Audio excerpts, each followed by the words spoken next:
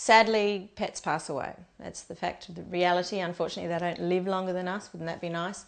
When an animal dies, and unfortunately, again, most animals don't pass away. In my experience, most animals need to be put to sleep, and I think that's just purely because they have very strong instincts to survive. So you recognise with your vet when the time might come.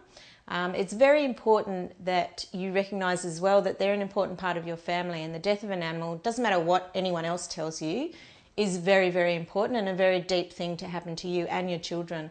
Another thing a lot of people ask me about the death of an animal is we don't want the kids there when you put it to sleep.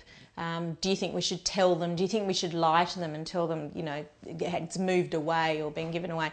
Don't do any of that. In my experience, it's much better to be honest with children, and you'd be surprised how well they manage with that information. And quite often over a certain age, say, depending on your own child and their level of maturity, pretty much from the age of 5 or 6, you can ask them whether they want to be present.